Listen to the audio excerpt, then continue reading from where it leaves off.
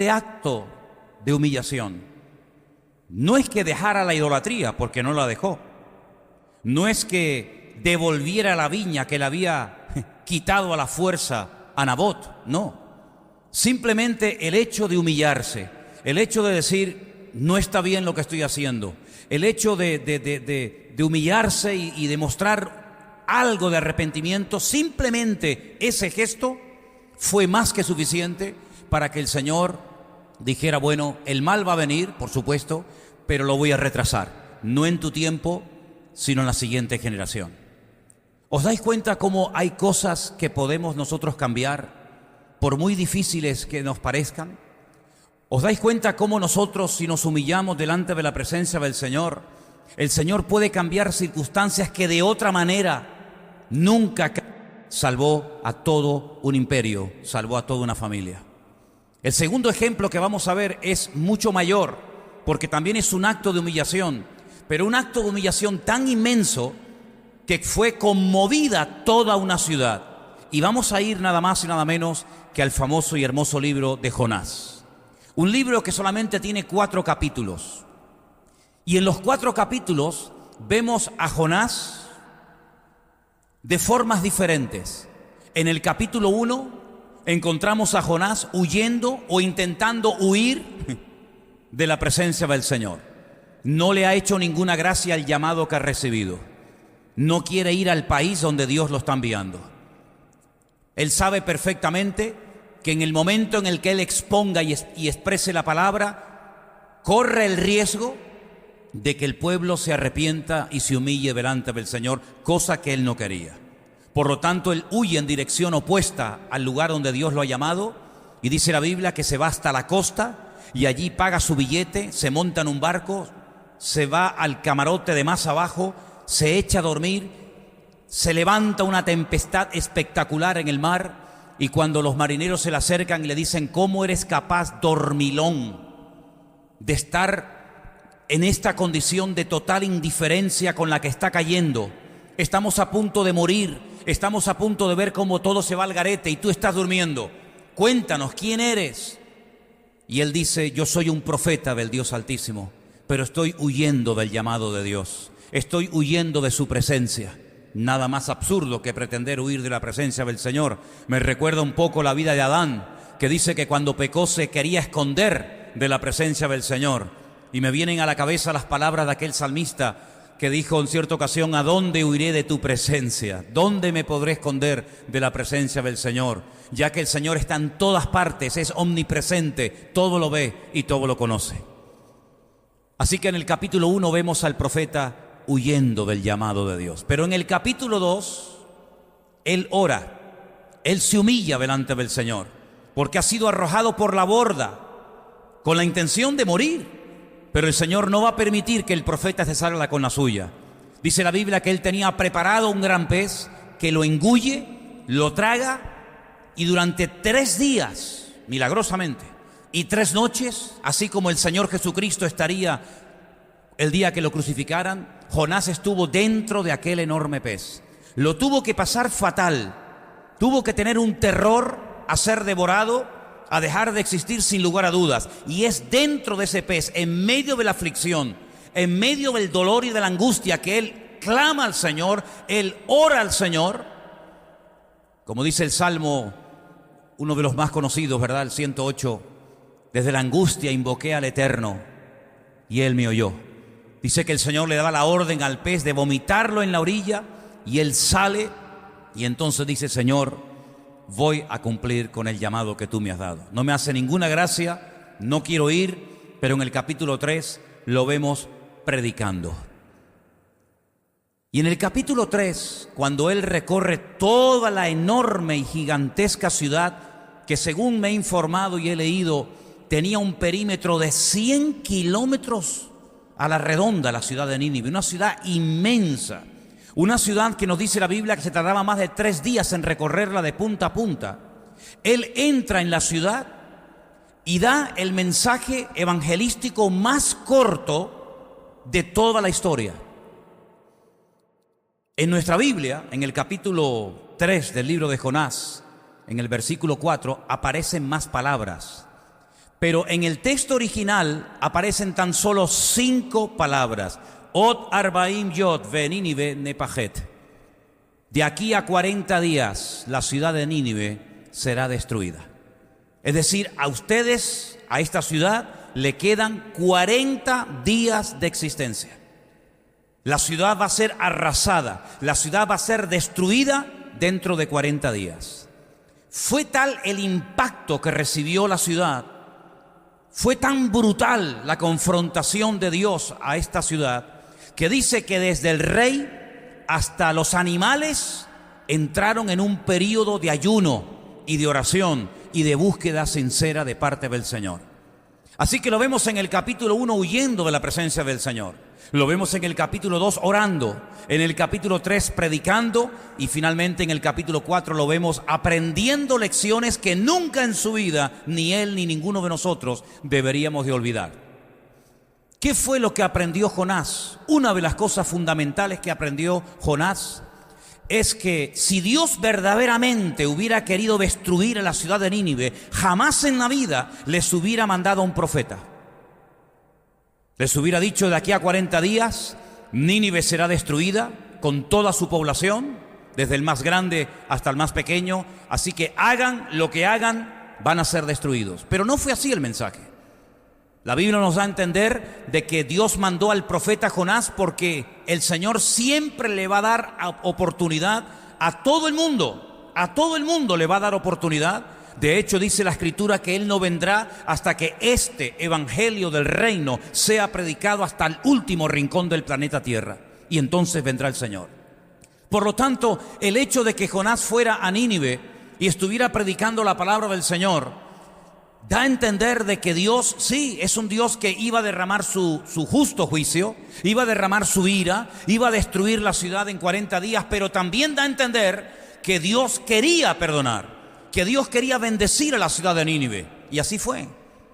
La única vez en la historia que un hombre predicando un mensaje tan corto, de aquí a 40 días la ciudad de Nínive será destruida, ve cómo toda la ciudad de Nínive se arrepiente y se humillan delante del Señor. El primer ejemplo que les puse fue el del rey Acab, ¿verdad? Un hombre que se humilla, él solo, no se humilla su mujer con él, no se humillan los siervos del palacio con él, solamente él se humilló delante del Señor. Pero como él era el rey, como él era la máxima autoridad de la época, su humillación sirvió para salvar a su generación, a su reino y a su casa, por lo menos durante un tiempo. Pero ahora vemos que el acto de humillarse de la ciudad de Nínive salvó a toda la ciudad, salvó a todo el país. Es cierto que después en otros libros del Antiguo Testamento vemos 100 y pico años más tarde que Nínive no siguió en esta línea de humillarse delante del Señor, no siguió en esta línea de humildad y Nínive fue totalmente destruida. Pero por lo menos cuando escuchó el mensaje, Nínive fue sacudida, fue confrontada con la verdad, se humillaron y se salvaron durante 100 años de ser exterminados y de ser totalmente destruidos. Hermanos, hay cosas que en la vida nos van a parecer imposibles que puedan cambiar. ¿Sí o no? Hay cosas que nos pueden parecer totalmente imposibles de que esta persona se pueda convertir, de que esta circunstancia pueda variar, de que esta persona se pueda sanar, etcétera, etcétera. Pero sin embargo, estamos viendo en esta tarde ejemplos de cómo cuando una persona se humilla delante del Señor y ora con toda su alma y con todo su corazón, las cosas que nos pueden parecer imposibles, Dios las puede cambiar y Dios las puede transformar.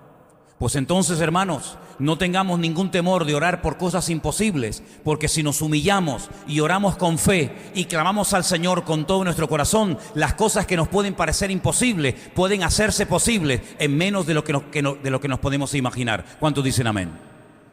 Nos vamos al Nuevo Testamento. Nos vamos al Evangelio según San Lucas, en el capítulo 1. Allí encontramos una visita muy especial, también a una mujer muy especial.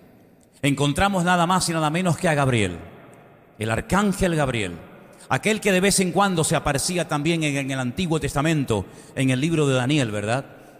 Pues ahí se aparece ahora una mujer humilde, sencilla, llamada Miriam, llamada María, Y en el capítulo 1 le da un mensaje realmente extraordinario. Vamos a prestar atención. Dice así: entonces el ángel le dijo: María, no temas. ¿Verdad? Como a veces nos invade el temor ante circunstancias que no controlamos, ante cosas que pueden surgir y decimos: tengo temor de esta situación. Pero el ángel lo primero que le dice es: no temas, no tengas ningún miedo, porque has hallado gracia delante de Dios. Ahora vas a concebir en tu vientre y vas a dar a luz a un hijo y le vas a poner por nombre Jesús. Este será grande, será llamado Hijo del Altísimo. El Señor Dios le dará el trono de David su padre, y reinará sobre la casa de Jacob para siempre, y su reino no tendrá fin. Entonces María le hace una pregunta muy interesante al arcángel Gabriel. Le dice: ¿cómo? ¿Cómo será esto? Pues no conozco varón, no estoy casada. Es imposible que yo me pueda quedar embarazada. Estoy comprometida con un hombre que el día de mañana hemos acordado en nuestras familias que se va a casar conmigo, pero de momento no estoy casada. Y tú me estás diciendo que voy a ser la madre del Mesías, que voy a tener el privilegio de parirlo, de concebirlo, de tenerlo en mi vientre. Será grande, será llamado Hijo del Altísimo. Esto es una profecía que jamás nadie en la historia ha recibido, ninguna mujer, ni aquellas grandes matriarcas de la antigüedad como Sara, Rebeca o Raquel recibieron. Esta es una palabra que se sale de mi entendimiento.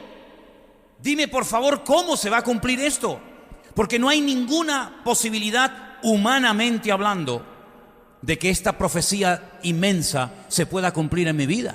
Pero tú ya lo has dicho, tú ya lo has decretado, tú ya lo has decidido.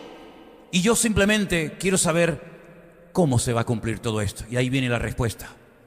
Le responde el ángel y le dice: el Espíritu Santo vendrá sobre ti. Ahí está la respuesta. ¿Te parece?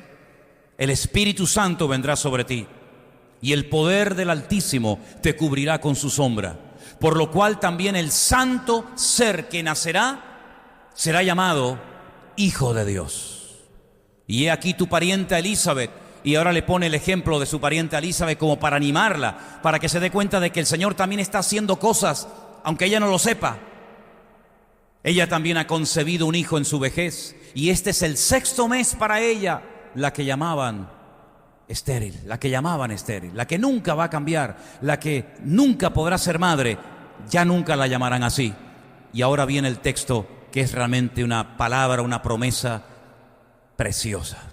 Y me gustaría que todos ustedes la repitieran conmigo en esta tarde, y dice así: porque nada hay imposible para Dios. Dígalo otra vez: porque nada hay imposible para Dios. Bien fuerte: porque nada hay imposible para Dios. Denle un fuerte aplauso al Señor en esta tarde y dígale: lo creo, lo creo, lo creo, aleluya, lo creo. Acab cambió el destino de su país. Su tiempo fue salvado, protegido milagrosamente, porque él se humilló delante del Señor. Nínive no fue destruida en el plazo de 40 días. Pasaron 40 días, 50, 80, 90, 100, etc. Y Nínive permaneció y no fue destruida, porque desde el rey hasta el más pequeño todos se humillaron delante del Señor. Ahora María se humilla, aceptando la voluntad de Dios, aceptando el menosprecio, las burlas, las críticas, los comentarios, todo lo que se ha dicho a lo largo de la historia y todo lo que se sigue diciendo a lo largo de la historia y en el tiempo presente sobre si esto fue un engaño, si esto realmente fue así, si esto fue un acto de infidelidad por parte de María, etcétera, etcétera. Sin embargo, todos sabemos que cuando ella acata, cuando ella acepta la voluntad de Dios para su vida, la respuesta despejó toda duda. Te preguntas cómo, nunca ha sucedido, no puedes mirar atrás y decir: esto ya le pasó a otra mujer, por lo tanto no hay problema. Si ya le pasó a otra mujer, ¿por qué no me puede pasar a mí? ¿Verdad? Cuando por ejemplo Rebeca era estéril, tenía la fe y la confianza de que si se oraba por ella, ella podía ser madre, porque ya la anterior matriarca ya había sido sanada de esterilidad, Sara, ¿verdad? Y Raquel también, y Ana después también lo fue, y ahora Elizabeth también. Pero lo que le va a pasar a María no le ha pasado a nadie, ni le pasará jamás a ninguna otra mujer de la historia. Por lo tanto, ella se preguntaba ¿cómo va a suceder todo esto? Son palabras demasiado hermosas, es un futuro increíble. Me llamarán por toda la historia bienaventurada. Tendré el privilegio de tener al Mesías dentro de mis entrañas. Y después todos sabemos que vivió 30 años en la casa con ella. ¡Qué privilegio, qué honor! ¿Cómo se va a cumplir todo esto? Yo no tengo capacidad humana para entender semejante proyecto. Pero el Señor le dijo, el Espíritu Santo vendrá sobre ti y Él se va a encargar de hacer lo que tú ni nadie pueden obtener, porque nada hay imposible para el Señor. Ella tuvo el privilegio de tener al Mesías en su vientre, de parirlo, de criarlo, de amamantarlo, porque se humilló delante del Señor y aceptó la voluntad de Dios. Pero hay un ejemplo que es el más grande de todos. Y si ustedes prestaron atención a la lectura que hoy se leía aquí, volvamos a ella, Filipenses capítulo 2, alguien también se humilló, pero como nunca nadie lo había hecho. Alguien se humilló hasta lo máximo, bajó hasta lo más profundo, se despojó, se anonadó absolutamente de toda su dignidad. Y el resultado de esa humillación es que tú y yo podemos estar en esta tarde, en este lugar, alabando a nuestro Dios.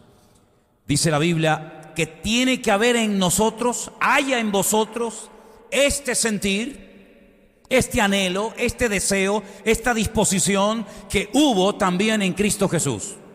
¿Qué es lo que tenemos que sentir? ¿Qué es lo que tenemos que tener como inclinación natural de nuestra vida? Bueno, nos dice que Él, siendo en forma de Dios, no estimó el ser igual a Dios como cosa a que aferrarse. No se agarró a sus derechos, no se agarró a esa gloria que tenía, sino que dice aquí, se despojó, se anonadó, dice otra versión, a sí mismo. ¿Y para qué? ¿Para venir a este mundo como un rey, con toda la pompa y con todo el séquito y con toda la gloria de los reyes? No. Se despojó de toda la gloria, se despidió de su Padre y vino a este mundo tomando forma de siervo, como un esclavo, una locura de amor increíble. Se hizo semejante a los hombres y estando en la condición de hombre, con todo lo que eso implica y conlleva, se humilló Él mismo, no es que lo humillaran. Porque Acab se humilló ante la palabra que recibió del profeta Elías. Nínive se humilla por la palabra que recibe del profeta Jonás. María se humilla ante el mensaje del arcángel Gabriel. Pero dice en este texto que Él se humilló a sí mismo. Él tomó la determinación de humillarse. Y se hizo obediente hasta la muerte. No por un tiempo, sino hasta la muerte. Pero ¿qué tipo de muerte fue la que Él escogió? ¿Qué tipo de muerte fue la que se negoció en la eternidad para Él? La muerte más horrenda, la más humillante, la peor de todas, la muerte de cruz. Resultado de esta humillación, ahí viene. Por lo cual Dios le exaltó hasta lo sumo. Sí, ya no hay más posibilidad de ser exaltado. Hasta lo máximo fue exaltado. Y se le dio un nombre que es sobre todo nombre, para que en su nombre, el nombre de Jesús, se doble toda rodilla de los que están en los cielos, en la tierra y debajo de la tierra, y toda lengua confiese que Jesucristo es el Señor, para gloria de Dios Padre. ¿Cuántos dicen amén? Un hombre se humilló y salvó a una generación. Una ciudad se humilló desde el más pequeño hasta el más grande y salvó a todo un país durante 100 años. Una mujer se humilla y recibe el honor y el privilegio de ser la portadora de la simiente divina, del Mesías, del Señor Jesucristo. Pero ahora se humilla Él a sí mismo. Y ese acto de humillación terrible, terrible, voluntario, no por presión, sino porque era la forma como el Padre había establecido en la eternidad que su Hijo tenía que morir. salvó a toda la humanidad, salvó a toda la raza humana de una destrucción segura y de una condenación eterna. ¿Cuántos dicen amén? Queridos hermanos, hay cosas que se pueden obtener tal vez con una sencilla oración o con un poco de esfuerzo por nuestra parte. Pero hay otras cosas que, humanamente hablando, son totalmente imposibles de obtener. Sin embargo, hemos visto en estos ejemplos en esta tarde cómo cuando una persona se humilla de corazón delante del Señor, las cosas pueden cambiar para siempre si nos mantenemos en esa línea, en esa actitud de humillación delante del Señor. El mensaje que estoy trayendo en esta tarde no es un mensaje que nos gusta, porque a ninguno de nosotros ni nos gusta que nos humillen, ni a ninguno de nosotros nos gusta humillarnos. Hace unos días hablaba con una persona que me decía: ya no voy a llamar más, porque ya me han humillado demasiado y ya no voy a llamar más. Y es que el corazón del hombre, las fuerzas, el límite del ser humano es tremendamente limitado. Repito, a nadie le gusta ser humillado, a nadie le gusta humillarse, pero la clave para obtener respuestas a oraciones que llamemos imposibles es humillarse sinceramente delante del Señor. Ahora entiendo por qué nos cuesta tanto humillarnos. Ahora entiendo por qué el enemigo no quiere que nos humillemos. Ahora entiendo por qué nuestra carne se resiste a humillarse delante de Dios o de quien haga falta. Porque el diablo sabe perfectamente que cuando el pueblo de Dios se humilla, cuando la iglesia de Dios se humilla, cuando nuestra vida se humilla delante de la presencia del Señor, Dios puede hacer de lo imposible cosas tremendas para su honra y su gloria. Y como el diablo sabe perfectamente el poder inmenso que tiene una oración de un hombre, de una mujer, de un pueblo, de una iglesia que se humilla sinceramente delante del Señor, por eso creo yo que nos puede llegar a costar tanto el decir: yo no me humillo, que se humille ella, que se humille él. Pero queridos hermanos, esta es una promesa personal, aunque sabemos que también el Señor ha dicho que si su pueblo se humilla e invoca su nombre, el Señor sanará la tierra. Tal vez por eso nuestro país está tan enfermo. Tal vez por eso el mundo está tan enfermo. Porque ningún líder, ningún político, ninguna nación se quiere humillar ante nadie. Algunos equipos de fútbol en estos días de mundial están siendo humillados. Espero que no nos pase a nosotros dentro de unos días. Pero ¿saben qué? Es muy lindo cuando la gente te aplaude, cuando se marcan goles, cuando todo el mundo habla de ti bien en los periódicos, en las tertulias, en los canales de televisión. Pero a nadie le gusta perder un partido y ser humillado por tus compatriotas, por otros jugadores, por otros periodistas. Pero ¿sabes qué? El Señor Jesucristo dice que se humilló hasta lo máximo. Ya no se podía humillar más. Llegó hasta lo más bajo. Llegó a hacer cosas que solamente un tipo de esclavos hacían, y era lavarle los pies a la gente. No todos los esclavos le lavaban los pies a la gente. Había algunos esclavos que llevaban la contabilidad. Eran los famosos ecónomos, los que sabían leer y escribir. Los esclavos cultos, estilo José, que sabía perfectamente cómo tenía que administrar el dinero, las finanzas, los recursos, etc. Había otro tipo de esclavos que eran los uperetas. Eran los más bajos, eran los que iban en galeras, los que bajaban pero nunca subían, los que bajaban a galeras encadenados y lo pasaban tan mal, se morían de hambre, de sed o reventados trabajando. No había ningún tipo de derechos para ellos. Y a ese nivel, a esa escala llegó el Señor, a humillarse hasta lo más bajo. ¿Qué diferencia cuando gente recibe la palabra? Cuando pueblos, cuando naciones reciben el mensaje y no quieren humillarse. Y les pongo el ejemplo del diluvio. ¿Os acordáis? 120 años.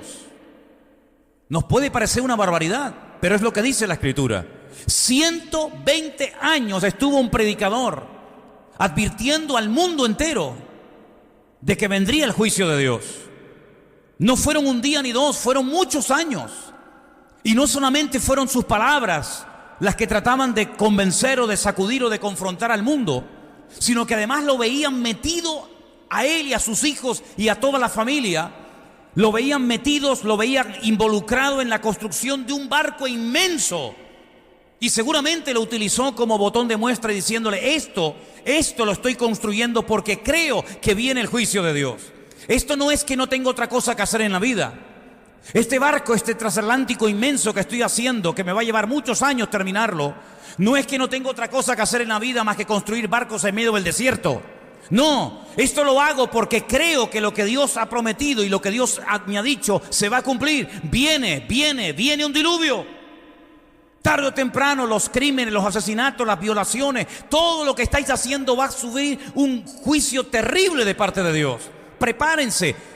¿Cuántos se convirtieron? ¿Cuántos se humillaron? ¿Cuántos reconocieron que aquel mensaje podía ser cierto? Podía ser verdad. Ni uno. Milagrosamente sus 3 hijos, Sem, Can y Jafet, con sus esposas y su esposa, creyeron al mensaje del Padre. Y solamente 8 personas después de 120 años. 120 años para ganar, sin contar él, a 7 personas. 40 años estuvo Jeremías tratando de que el pueblo se humillara y no consiguió nada. Y en un día y medio, da un mensaje de 5 palabras en su texto original y toda una ciudad se arrepiente. El cambio fue espectacular. El cambio fue tremendo. Nínive no fue destruida por el mensaje de un hombre de un día. El mundo fue anegado en agua. Millones de personas murieron. Muchas plantas, muchos animales fueron totalmente extinguidos. A pesar de que tuvieron durante 120 años la oportunidad de arrepentirse delante del Señor. ¿Cómo vamos a hacer nosotros? ¿Cómo vamos a vivir nuestra relación con Dios? ¿Como los ninivitas o como los de la generación de los días de Noé? ¿Vamos a reaccionar ante lo que se nos enseña? ¿Vamos a reaccionar ante lo que se nos dice? ¿Y vamos a humillarnos para obtener grandes resultados y respuestas tremendas de parte de Dios, aunque nos parezcan imposible obtenerlas? ¿O vamos a ser como los del diluvio? Oímos y un mes y otro mes y un año y de una manera y de otra manera, y por un oído nos entra y por otro nos sale. ¿Cómo vamos a reaccionar? Yo quiero terminar diciéndoles algo, hermanos. El sufrimiento, la angustia, lo mal que lo tuvo que pasar Jonás en aquel vientre de aquel enorme pez, lo preparó para que él fuera a Nínive a predicar la palabra y toda la ciudad se arrepintiera. Y todo el sufrimiento, todo el dolor, todas las lágrimas, toda la angustia, todo el desánimo que has tal vez pasado o pasaremos en el futuro, no es en vano.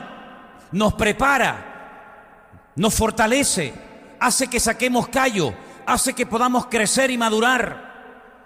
Así que quiero ponerles una frase ahí en la pantalla para que todos la leamos. Y con esta frase quiero terminar en esta tarde. Léala conmigo. Comencemos a pedir que lo imposible se haga realidad. Tal vez los que están en casa viéndonos, escuchándonos, junto con nosotros en esta tarde, también lo pueden repetir juntamente conmigo. Comencemos a pedir que lo imposible se haga realidad. Cierra tus ojos en esta tarde. Imposible será para ti y para mí cambiar una circunstancia. Ver a un hijo que se entrega al Señor después de años de rebeldía, o que se restauran relaciones, o que se cambian las cosas milagrosamente de un día para otro. Pero si comenzamos a orar con fe, humillándonos delante de Dios, aquellas cosas que te pueden parecer imposibles, Dios las puede convertir en posibles. Pero todo está en nuestra actitud. La actitud es lo que marca la diferencia. Si nos humillamos delante de Dios, Dios nos sorprenderá. Y la Biblia dice que si clamamos a Él, Él nos responderá. y nos enseñará cosas grandes y ocultas que nunca hemos visto. Y te recuerdo una promesa más de la Escritura que dice que cosas que los ojos no vieron, ni los oídos del hombre escucharon, ni subieron al corazón del hombre, son las cosas que Dios tiene preparadas para aquellas personas que aman a Dios. Así que confiemos en el Señor mientras el mundo se desmorona, mientras el mundo se despedaza. Nosotros vamos a comenzar a orar porque las cosas imposibles para el hombre son posibles para Dios. Te damos gracias en esta tarde por tu palabra. Te damos gracias, Señor, porque lo que era imposible se convirtió en posible. Tú naciste, tú moriste, tú resucitaste, tú ascendiste y tú volverás nuevamente a la tierra. Aunque era prácticamente imposible que todo eso aconteciera. Pero cuando creemos en el Señor y confiamos en Él, las cosas pueden cambiar radicalmente de la noche a la mañana. Era imposible que el pueblo de Israel se salvara porque ya estaba determinado y escrito que se produjera un exterminio y que no quedara ni uno con vida. Pero oraron, se humillaron, ayunaron, se arrepintieron. Y en los tiempos de Mardoqueo y de la reina Esther, tú cambiaste de la noche a la mañana lo imposible en posible porque oraron con fe, humillados delante de ti. Y en esta tarde nos agarramos a todos y estos ejemplos los tomamos como una base para comenzar a orar por cosas que nuestra mente nos dice: no pierdas el tiempo, no merece la pena que te esfuerces, porque nada va a cambiar, porque todo va a seguir igual. No, Señor, creemos que nuestro Dios tiene todo el poder, tiene toda la autoridad, y el Señor puede hacer lo imposible en posible para su gloria y para su honra. Bendito sea tu nombre, mi Dios. Ayúdanos y fortalece nuestra fe para que no importa las tormentas y aflicciones por las que tengamos que pasar, aprendamos, Señor, a temerte, aprendamos a servirte y aprendamos sobre todo a tener expectativa, que nuestra vida nunca pierda la expectativa, la visión espiritual, porque por falta de visión muchas cosas no se llevaron a cabo. Por falta de fe y por falta de visión, países no se conquistaron, enemigos no fueron derrotados. Pero nosotros te pedimos en esta tarde, Señor, fortalece nuestra fe, Padre. Aleluya.